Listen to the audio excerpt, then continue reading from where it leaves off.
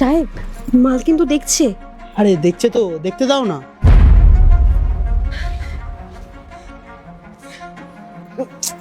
আমি এসব লোকের সামনে করা পছন্দ করি না।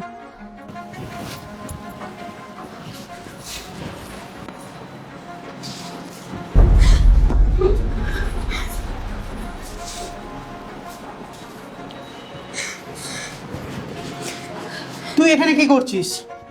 চল প্লিজ ছেড়ে দাও, দীপ, ভুল হয়ে চল গেছে। ভিতরে চল। দীপ, আমার ভুল হয়ে গেছে, দীপ। তুই ভিতরে বস। দীপ, প্লিজ। যখন তুই জানতিস কাজের মেয়ের সাথে আমার প্রাইভেট মিটিং চলছে, তাহলে তুই উকি ঝুঁকি মারা কি খুব দরকার ছিল? আমি আর করব না, আমাকে ক্ষমা করে দাও। এই ভুলের না আমার কাছে একটাই ওষুধ, হলো শাস্তি। আমি আর করব না। ভুল হয়ে গেছে, দীপ, লজ্জা ছেড়ে দাও, প্লিজ। ভুল হয়ে গেছে, ভুল প্লিজ। হয়ে গেছে। ব্যাস, অনেক হয়েছে। এবার যদি তুই না এই উকি ঝুঁকি মারার ভুলটা করেছিস না, তাহলে না তোকে একদম জানে মেরে দেবো। বুঝতে পেরেছিস তো? আমার শিক্ষা হয়ে গেছে, আমি আর কোনোদিন করব না। এটা যেন খুব ভালো করে মনে থাকে।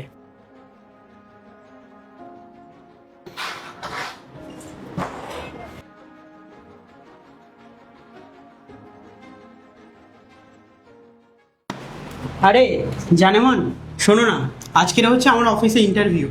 তো তুমি ভগবানের কাছে প্রার্থনা করো যাতে আমি এই ইন্টারভিউ দিয়ে অফিসে যেন জবটা খুব তাড়াতাড়ি পেয়ে যায়। সাহেব, আমি তো আপনার জন্য রোজ ভগবানের কাছে প্রার্থনা করি। ঠিক আছে, তাহলে আমি আসি। না না সাহেব, আপনি দাঁড়ান, আমি আপনার জন্য মিষ্টি নিয়ে আসছি, আপনি মিষ্টি মুখ করে আরে বেরোবেন। দাঁড়াও দাঁড়াও, এই না হয়ে গেল মিষ্টি মুখ। ঠিক আছে, তো এখন আমি এবার আসি। হুম। ঠিক আছে। ভগবান, তুমি দেখো ওনার যেন ইন্টারভিউটা ঠিকঠাক হয়ে যায়, আর আজকে আমি সারাদিন উপোস থেকে তোমাকে পুজো দেব।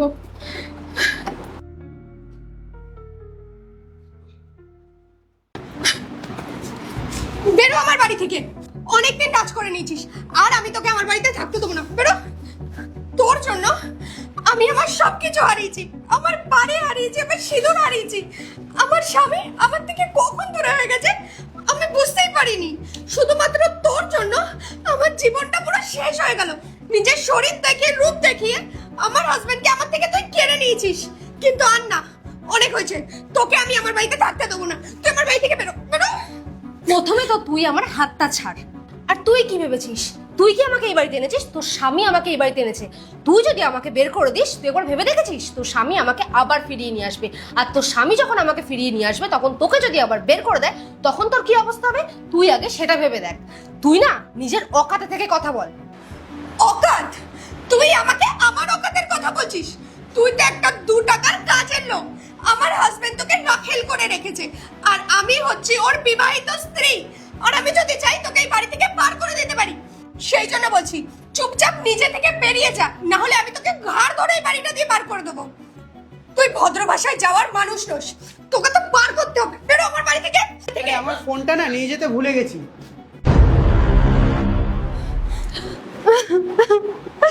দেখুন না স্যার, আপনার বউ আমাকে অনেক মেরেছে, আর আমাকে বাড়ি থেকে বের করে দিতে চাইছে। কি? আমি চলে যাওয়ার পরে তুমি এই কাজের মেয়েটার গায়ে হাত তুলেছো? হ্যাঁ, তুলেছি। কারণ ও তোমাকে আমার থেকে দূরে নিয়ে চলে যাচ্ছে। যা হচ্ছে আমাদের মধ্যে শুধুমাত্র ওর জন্য হচ্ছে। ওর জন্য তুমি আমার থেকে দূরে চলে যাচ্ছ দীপ। দেখো, আমি তোমাকে খুব ভালোবাসি, তুমি প্লিজ বোঝো। ভালোবাসি? ভালোবাসি? তাও আবার তোমাকে? আমি তোমার না নামেই স্বামী। ভালো তো আমি এই কাজের মেয়েটাকে বাসি। একটা কথা না কান খুলে শুনে রাখ ভালো করে, আমি না সবসময় অ্যালকোহল পুরাতন পছন্দ করি, আর মেয়ে না আমি সবসময় নতুন নতুন পছন্দ করি। বুঝতে পেরেছিস? তুই বেরিয়ে যা আমার বাড়ি থেকে, বেরিয়ে যা।